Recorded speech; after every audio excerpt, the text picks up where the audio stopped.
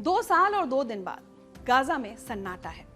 9 अक्टूबर को जब Israeli cabinet ने अमेरिकी राष्ट्रपति डोनाल्ड ट्रंप की शांति योजना को मंजूरी दी तो गाजा पट्टी में युद्ध विराम लागू हो गया। इसके साथ ही 2 सालों से बंधक बनाए गए इजरायली नागरिकों की रिहाई का काउंटडाउन भी शुरू हो गया है। टाइम्स ऑफ इजराइल की रिपोर्ट के मुताबिक ज्यादातर कैबिनेट मंत्रियों ने इस समझौते के पक्ष में वोट दिया।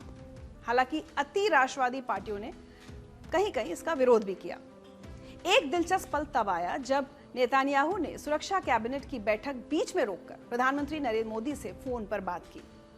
इस दौरान पीएम मोदी ने उन्हें बधाई दी और कहा कि आतंकवाद किसी भी रूप में दुनिया में कहीं भी स्वीकार्य नहीं है।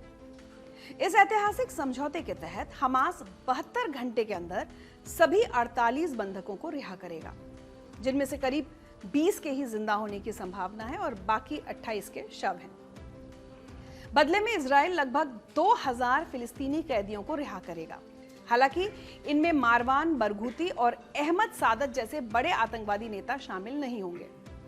इसके अलावा 7 अक्टूबर 2023 के हमले में शामिल हमास के लड़ाके भी रिहा नहीं किए जाएंगे। यह समझौता उस युद्ध को खत्म करने की दिशा में पहला ठोस कदम है जो 7 अक्टूबर 2023 को हमास के भयानक हमले से शुरू हुआ था। उस काले दिन हमास के आतंकियों ने इजराइल की सीमा को तोड़ते हुए दक्षिणी इजराइल पर हमला बोल दिया था, वो भी एक पार्टी में जहां निर्दोष लोग नाच गा रहे थे, खुशियां मना रहे थे।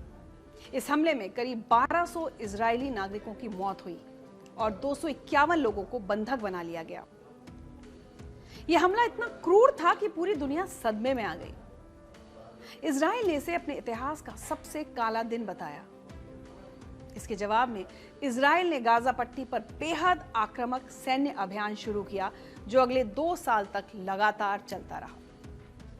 इन 2 सालों में गाजा पूरी तरह से तबाह हो गया। इजरायली सेना की लगातार बमबारी ने इसे खंडहर में तब्दील कर दिया। न रहने के लिए घर बचे, न पेट भरने के लिए पर्याप्त खाना, न जीने का कोई सहारा। गाजा के स्वास्थ्य मंत्रालय के आंकड़ों के मुताबिक 7 अक्टूबर 2023 से 7 अक्टूबर 2025 के बीच 67,173 फिलिस्तीनी मारे गए और 1,69,780 घायल हुए।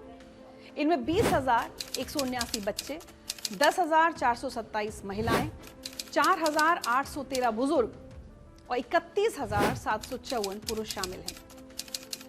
मारे गए बच्चों में करीब 1000 बच्चे तो 1 साल से भी कम उम्र के थे और 5000 से ज्यादा बच्चे 5 साल से कम उम्र के थे। संयुक्त राष्ट्र और कई अंतर्राष्ट्रीय मानवाधिकार संगठनों ने इसे नरसंहार तक बताया। दूसरी ओर इजरायली सेना के 466 सैनिक मारे गए और 2956 घायल हुए। गाजा पट्टी के शहर पूरी तरह से बर्बाद हो चुके हैं। लाखों लोग बेघर हो गए हैं और तंबुओं में रहने को मजबूर हैं। व्हाइट हाउस की तरफ से गाजा में युद्ध विराम की निगरानी के लिए एक खास व्यवस्था तैयार की गई है जो कुछ इस तरह काम करेगी। पहला चरण, अमेरिकी समन्वय केंद्र अमेरिका इजराइल में एक सिविल मिलिट्री कोऑर्डिनेशन सेंटर यानी नागरिक सैन्य समन्वय केंद्र बनाएगा। इसमें करीब 200 अमेरिकी सैनिक तैनात होंगे, लेकिन ये वो सैनिक हैं जो पहले से ही मिडिल ईस्ट में यूएस सेंट्रल कमांड के साथ तैनात हैं, यानी कोई नया सैनिक वहां नहीं भेजा जा रहा है। अहम बात यह भी है कि कोई भी अमेरिकी सैनिक गाजा के अंदर नहीं जाएगा, वो सिर्फ इजराइल से ही निगरानी और समन्वय का काम करेंगे। इस केंद्र का काम होगा मानवीय सहायता पहुंचाना, जैसे गाजा में खाना, पानी, दवाइयां और दूसरा जरूरी सामान पहुंचाने में मदद करना। इसके अलावा वो सुरक्षा सहायता, लॉजिस्टिक्स की मदद और युद्ध विराम की निगरानी करेंगे। दूसरा चरण, अरब और मुस्लिम देशों की भागीदारी। इस अमेरिकी केंद्र में मिस्र, कतर और तुर्की जैसे अरब और मुस्लिम देशों के प्रतिनिधि भी शामिल होंगे, जिनका काम होगा युद्ध विराम का पालन देखना, किसी भी उल्लंघन को रिपोर्ट करना, अपने अपने संपर्कों के जरिए दोनों पक्षों से बातचीत जारी रखना। तीसरा चरण, भविष्य की योजना। अगर बंधकों और कैदियों का आदान प्रदान सफलतापूर्वक पूरा हो जाता है तो उसके बाद एक इंटरनेशनल स्टेबलाइजेशन फोर्स यानी ISF बनाई जाएगी। इसके लिए दोनों पक्षों के बीच अलग से सहमति बननी बाकी है।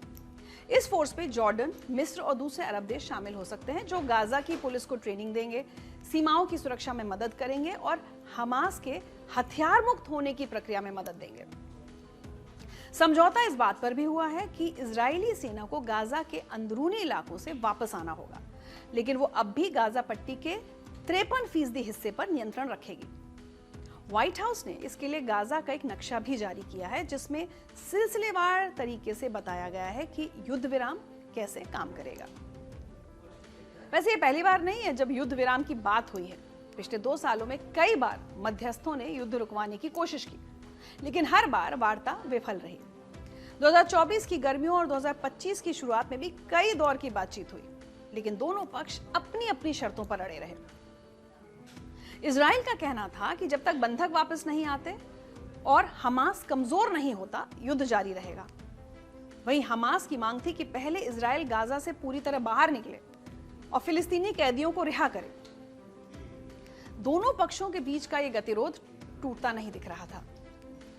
कई बार लगा कि शायद कोई हल निकल जाएगा, लेकिन आखिरी समय में कोई ना कोई अड़चन आ जाती थी। मध्यस्थता में मिस्र, कतर और तुर्की लगातार सक्रिय रहे। कतर ने हमास से बातचीत का जिम्मा संभाला, क्योंकि हमास के कई नेता दोहा में रहते हैं। मिस्र ने अपने शर्म अल शेख रिसोर्ट में अप्रत्यक्ष वार्ता करवाई, जहां दोनों पक्ष अलग अलग कमरों में बैठते थे और मध्यस्थ बीच में संदेश लेकर आते जाते थे। तुर्की के राष्ट्रपति रजब तैयब एर्दोगान, जो हमास के समर्थक माने जाते हैं, उन्होंने भी अहम भूमिका निभाई। लेकिन असली बदलाव तब आया जब डोनाल्ड ट्रंप सत्ता में वापस आए और उन्होंने इस मुद्दे को सुलझाने का बीड़ा उठाया। डोनाल्ड ट्रंप ने 29 सितंबर को व्हाइट हाउस में नेतन्याहू से मुलाकात के बाद अपनी 20 सूत्रीय शांति योजना पेश की। ट्रंप की योजना पहले की कोशिशों से अलग थी, क्योंकि इसमें सिलसिलेवार तरीके से कदम उठाने की बात थी। पहले चरण में बंधकों की रिहाई, युद्ध विराम और आंशिक इजरायली वापसी शामिल है। इस बार की कामयाबी का असली राज था दबाव। ट्रंप ने दोनों पक्षों पर जबरदस्त दबाव बनाया। उन्होंने नेतन्याहू से कहा, यह तुम्हारी जीत का मौका है। दूसरी ओर तुर्की और कतर के जरिए हमास पर दबाव बनाया गया। ट्रंप की टीम ने यह साफ कर दिया कि अब और देरी स्वीकार नहीं की जाएगी। इस बार जो सबसे अहम बदलाव आया वो था समझौते का क्रम। पहले दोनों पक्ष मांग करते थे कि दूसरा पहले अपनी शर्त पूरी करे, लेकिन इस बार इजराइल ने पहले कदम बढ़ाया। 4 अक्टूबर से ही इजरायली सेना ने गाजा पर बमबारी कम कर दी थी, बिना किसी लिखित गारंटी के। ये नेतन्याहू के लिए बड़ा राजनीतिक जोखिम था, क्योंकि उन्होंने हमेशा कहा था कि बिना ठोस समझौते के वो युद्ध नहीं रोकेंगे। दूसरी ओर हमास ने भी सभी बंधकों को एक साथ छोड़ने पर सहमति दी, जो पहले उनकी रणनीति के खिलाफ था। इन दोनों रियायतों ने वार्ता को आगे बढ़ाया और आखिरकार समझौता संभव हो सका। युद्ध विराम की खबर से गाजा को राहत जरूर मिली है, लेकिन ये शांति कितनी टिकाऊ होगी, ये बड़ा सवाल है। इजराइल और हमास के बीच गहरा अविश्वास अब भी बना हुआ है। नेतन्याहू ने साफ कहा है कि अगर अगले चरण की वार्ता विफल होती है तो इजराइल युद्ध फिर से शुरू करने का अधिकार रखता है और अमेरिका उसका समर्थन करेगा।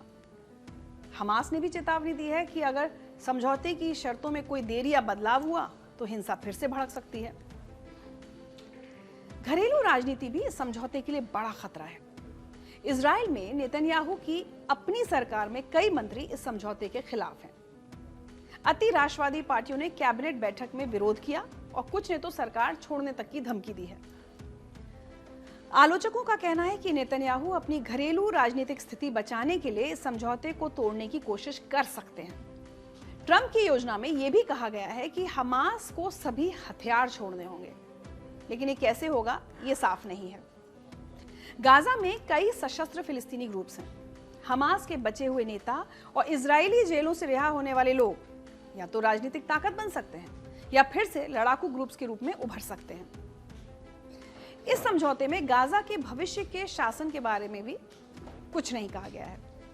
ट्रंप की योजना में 3 चरण हैं, लेकिन दूसरे और तीसरे चरण की बारीकियां भी पूरी तरह से सार्वजनिक नहीं की गई हैं। कुछ रिपोर्ट्स के मुताबिक अगले चरण में इजराइल को गाजा से पूरी तरह बाहर निकलना होगा और गाजा का पुनर्निर्माण शुरू होगा। लेकिन ये काम कौन करेगा? क्या दोनों पक्ष इंटरनेशनल स्टेबलाइजेशन फोर्स की बात पर सहमत होंगे? ये भी बड़ा सवाल है। फिर इजराइल और हमास दोनों ने अलग अलग तरह से समझौते की व्याख्या की है, जो भविष्य में टकराव का कारण बन सकती है। फिलहाल गाजा में शांति है। खान यूनिस में फिलिस्तीनी लोग जश्न मना रहे हैं, बच्चे ढोल बजा रहे हैं। उधर यरूशलेम और तेल अवीव की सड़कों पर इजरायली नागरिक खुशी मना रहे हैं। ट्रंप और नेतन्याहू को दुनिया भर से बधाई संदेश आ रहे हैं। प्रधानमंत्री मोदी ने भी इसे ऐतिहासिक कदम बताया और कहा कि ये नेतन्याहू के मजबूत नेतृत्व का प्रतिबिंब है। साथ ही पीएम मोदी ने डोनाल्ड ट्रंप से भी इस मामले पर बात की और उन्हें शांति समझौते के लिए बधाई दी। 2 साल, 2 दिन, हजारों जनाजे और लाखों आंसुओं के बाद आज गाजा में फिर से सुकून की सांस ली जा रही है। ये युद्ध विराम भले ही नाजुक हो, लेकिन एक शुरुआत तो है ही। डोनाल्ड ट्रंप की कूटनीति हो या फिर दुनिया का दबाव, कारण जो भी रहा हो, शांति का यह पहला कदम स्वागत योग्य है। अब जरूरी है कि दोनों पक्ष अपने अपने वादे निभाएं। इजराइल बंधकों को सुरक्षित वापस लाए, हमास हथियार रखे और गाजा का पुनर्निर्माण हो। हाँ, चुनौतियां भी बहुत हैं, घरेलू राजनीति, अविश्वास और अतीत के जख्म। लेकिन अगर राजनीतिक इच्छा शक्ति हो तो शांति असंभव तो नहीं है, मुश्किल जरूर हो सकती है। गाजा के वो बच्चे जो आज ढोल बजा रहे हैं, उन्हें एक बेहतर कल का हक है और शायद ये समझौता उस कल की पहली किरण हो। उम्मीद करती हूँ इस बार शांति टिके। लेकिन ये अफसोस भी होता है कि विश्व युद्ध रहे हों या 2 देशों के बीच ये लड़ाइयाँ, लाखों जाने जाती हैं, बच्चे मारे जाते हैं, नफरत के बीज बोए जाते हैं, और इस सब से हासिल क्या होता है?